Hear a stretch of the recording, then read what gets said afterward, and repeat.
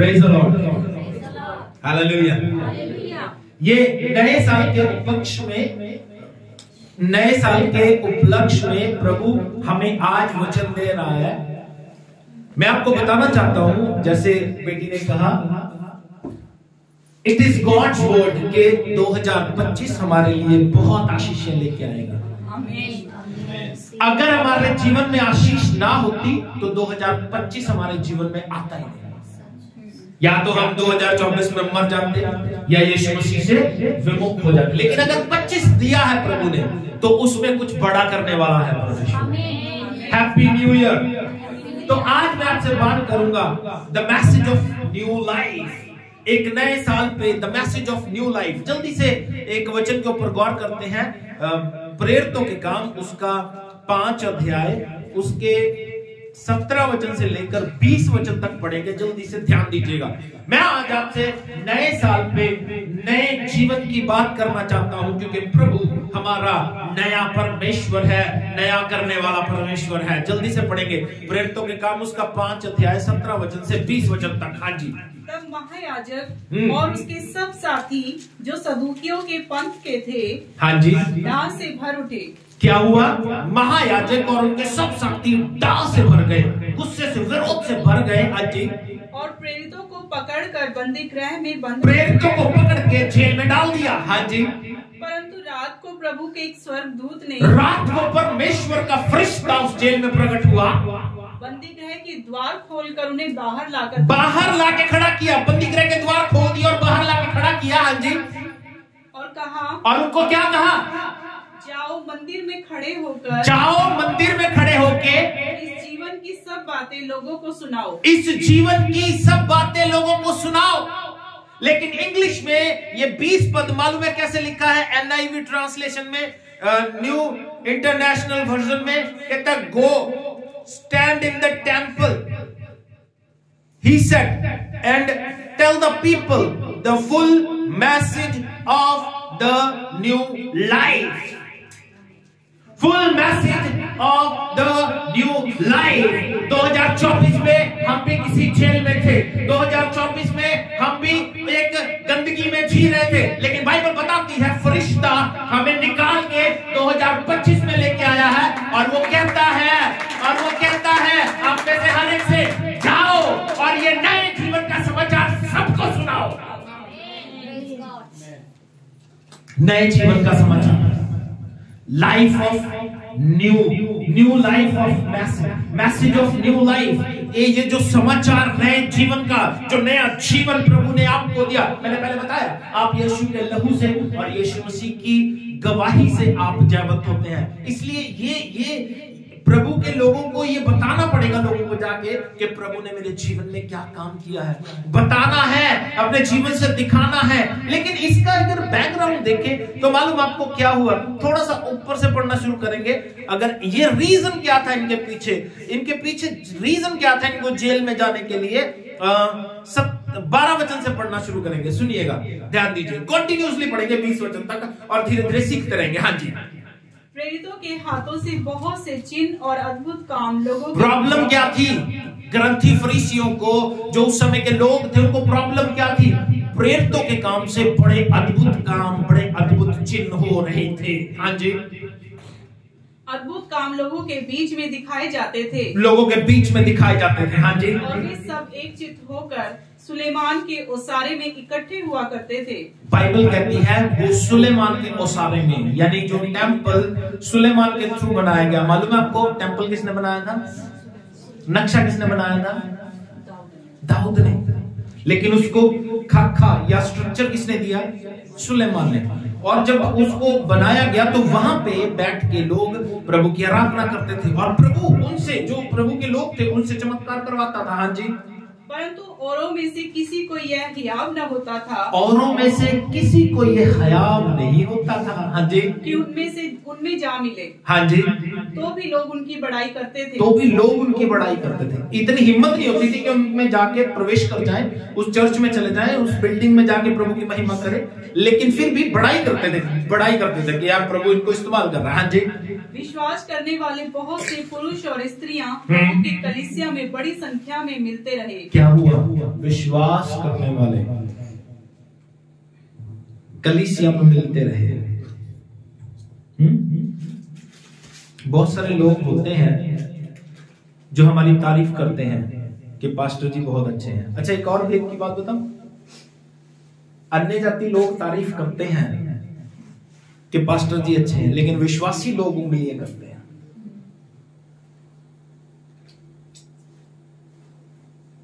Bible क्या कहती है? वो लोग चर्च में नहीं आ रहे।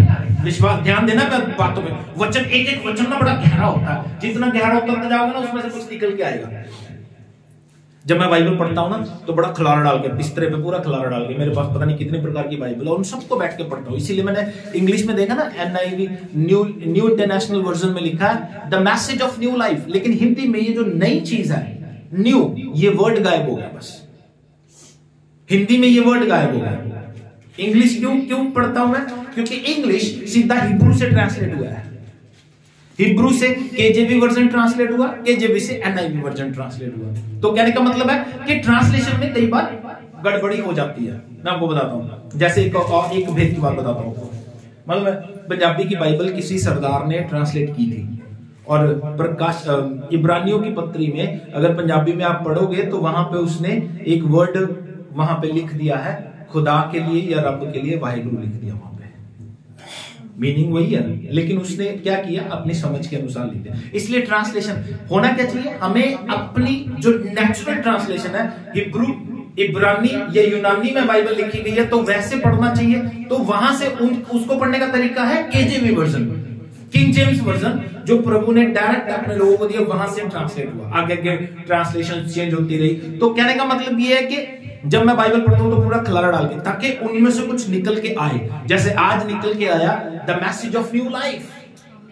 मैसेज तो दे रहे हैं, फरिश्ता खुद उनको उठा के जेल में से निकाल के क्या कह रहा है? मंदिर में जाओ और सब लोगों को नए जीवन का समाचार सुनाओ।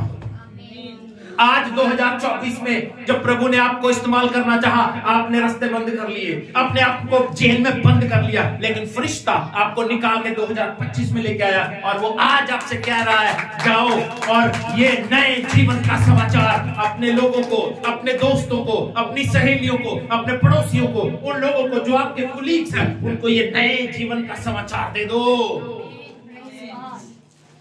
मालूम, ये गैरत हमारे अंदर होनी चाहिए। पिछले दिनों से हम यही बातें कर रहे हैं। कलीसिया ना बढ़ने का कारण मैं नहीं हूं, कलीसिया ना बढ़ने का कारण आप हो। आप अपने लोगों को वचन नहीं सुनाते। एक छोटी सी जनरल नॉलेज देता हूं, छोटी सी जनरल नॉलेज। जब मैं 5th में था, जब मैं 5वीं क्लास में था, तब कौन सा सन होगा? 5वीं क्लास मीन्स 1992-93 की बात होगी। तब मैंने एक चीज पढ़ी, ध्यान दीजिएगा। मैं कह रहा हूं यीशु मसीह के आगमन में देरी आप लोग कर रहे हो। कौन कर रहा है? उस समय मैंने एक चीज पढ़ी, 1 मिनट में, ध्यान देना, भेद की बात बता रहा हूं जो मैंने पढ़ा। 1 मिनट में हिंदुस्तान में, कहां पे? 1 मिनट में हिंदुस्तान में 400 लोग मरते हैं। कितने? 400। लेकिन 2300 लोग पैदा होते हैं। 1995-96 की बात बता रहा हूं। तो आज की रेशो कितनी होनी चाहिए? ओके, हम डबल कर लेते हैं। कितना करते हैं? हमारे देश की आबादी उस समय में 110 करोड़ थी, आज 140 करोड़ है। डबल कर ले, 800 लोग मरते हैं, 4600 लोग पैदा होते हैं। क्यों मैं ये बता रहा हूं? सुनिए, क्योंकि प्रभु ने लास्ट चिन्ह क्या कहा? हर कान यीशु का वचन सुनेगा, तब यीशु का आगमन हो जाएगा। तो जिस स्पीड से लोग बढ़ रहे हैं, उस स्पीड से वचन प्रचार नहीं हो रहा। जिस स्पीड से लोग बढ़ रहे हैं, उस स्पीड से, क्योंकि ये लोग जो बैठे हैं, ये सारे जितने लोग हैं, ये सेटिस्फाई हो गए हैं कि मुझे प्रभु ने सब दे दिया, मेरा परिवार सुखी है, मैं आशीषित हूं, इट्स इनफ। मेरा पड़ोसी मरता है तो मर जाए। ये प्रॉब्लम है लोगों की। मेरा रिश्तेदार मरता है तो मर जाए, ये प्रॉब्लम है लोगों की है। लेकिन फरिश्ता कंपेल करता है, उनको कंपेल करता है, जेल में से निकालता है। देखो मैसेज कैसे फैलता है, ध्यान देना। यीशु मसीह के लोग जब गैरत रखते हैं, बाइबल बताती है 120 लोग दुआ कर रहे थे। कितने लोग?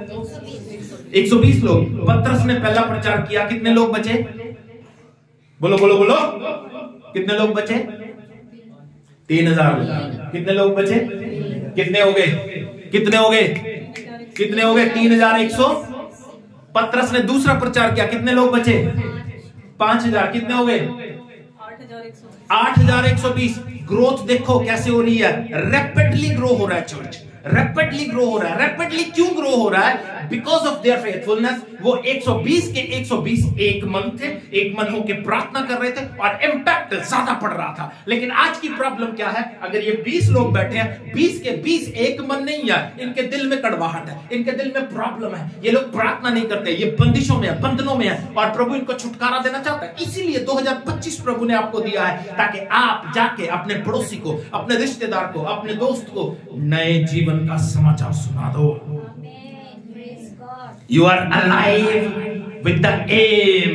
प्रभु ने आपको जिंदा रखा है तो किसी काम के लिए रखा है। अपनी जिंदगी जीनी बंद कर दो, अपनी मर्जी से चलना बंद कर दो। प्रभु आपसे ये उम्मीद करता है नए जीवन का मैसेज आप दे सको, नए जीवन का मैसेज आप लोगों को सुना सको। यीशु, मेरी बात समझना, एक और भेद की बात बताता हूं। मालूम है मत्ती रचित सुसमाचार उसके 9 अध्याय 36 वचन में यीशु मसीह ने क्या कहा? जल्दी से पढ़ेंगे, जल्दी से। कलीसिया ग्रो करने का कारण, ग्रो ना होने का कारण आप है, तो ग्रो करने का कारण भी आप ही बनोगे। आमीन। और कलीसिया के ना बढ़ने का कारण कौन है? चंदू। कलीसिया के ना बढ़ने का कारण कौन है? अजय। कलीसिया के ना बढ़ने का कारण कौन है? मानो। अपने साथ वाले से बोलो, तू कलीसिया नहीं बढ़ने दे रहा। बोलो अपने साथ वाले से, कलीसिया नहीं बढ़ने दे रहा। तो बढ़ाएगा कौन? कौन बढ़ाएगा? अपने साथ वाले से बोलो, बढ़ा भी तो ही सकता है।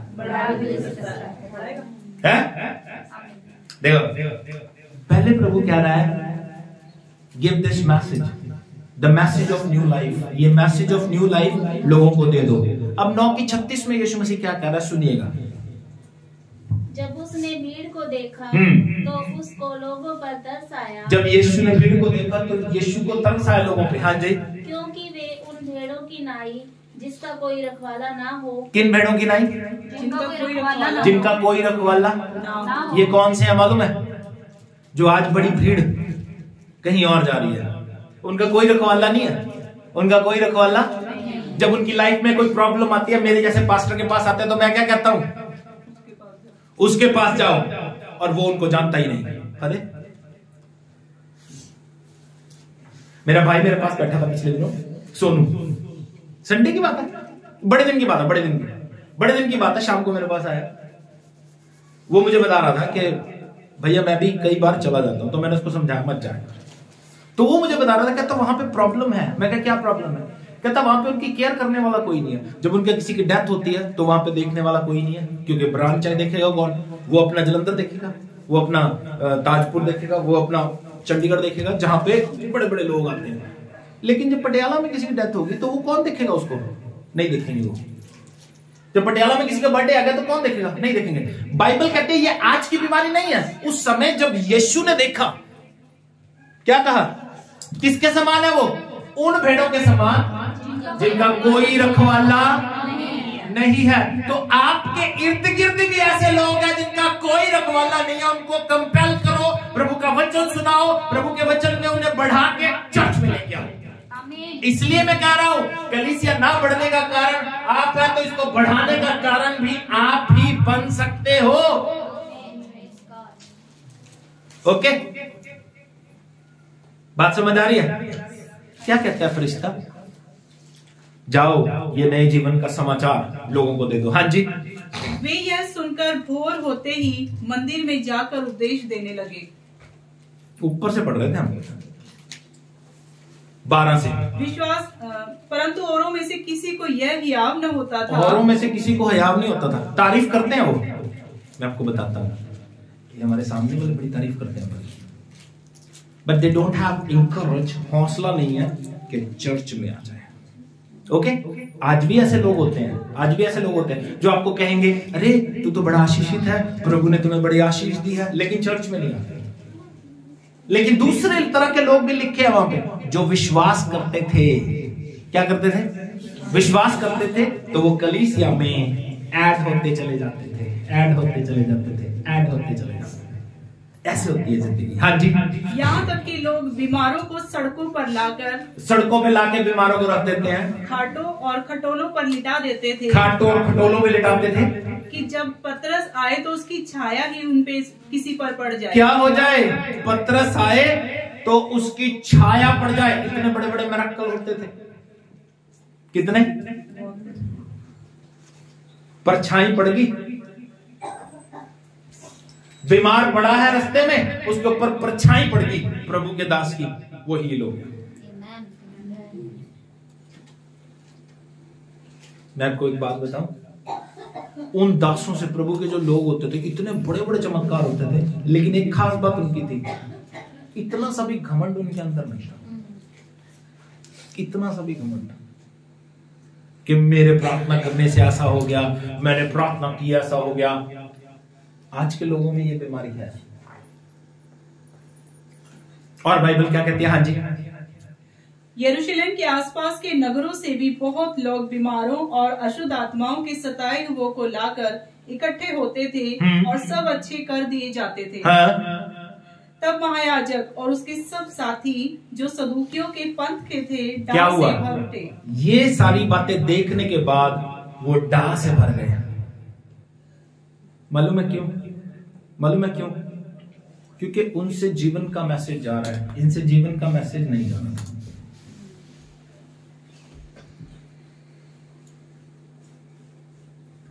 अगर कोई आत्मिक रीति से बढ़ रहा है ना, तो जो शारीरिक बंदा होगा उसको प्रॉब्लम जरूर होगी।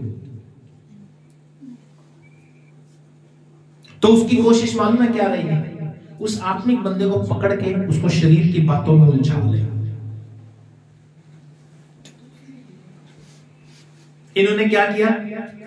आत्मा पे जोर नहीं चला, शरीर को पकड़ के जेल में बंद कर दिया। लेकिन फरिश्ते ने आगे क्या किया? उन्हें जेल में से निकाला और बाहर खड़ा करके कहता है जाओ मंदिर में जाके फिर से प्रचार करो, जो काम पहले कर रहे थे वही करना शुरू कर दो। क्या कहती है बाइबल आगे? हाँ जी, जाओ मंदिर में खड़े होकर इस जीवन की सब बातें लोगों को सुनाओ। इस जीवन की सब बातें लोगों को सुनाओ। इसीलिए बस इतना ही है the message of new life. आज आपकी जिम्मेवारी है कि आप अपने पड़ोसी को, अपने रिश्तेदार को, अपने दोस्त को ये नए जीवन का मैसेज दे दो भैया, नए जीवन का मैसेज दे दो भैया, नए जीवन का मैसेज दे दो। क्योंकि ये मैसेज आपके पास पड़ा पड़ा खराब हो जाएगा, ये मैसेज आपके पास पड़ा पड़ा गल जाएगा, पड़ोसियों को दे दोगे। इसीलिए प्रभु यीशु मसीह ने कहा तुमने फ्री ऑफ कॉस्ट पाया, सेंत में पाया, सेंत में दे दो, free of cost give to God. प्रभु के लोग जो नाश हो रहे हैं उनको बचा लो भैया, जो लोग मर रहे हैं उनको बचा लो, जो लोग नरक में जा रहे हैं उनको बचा के खींच के स्वर्ग में ले आओ।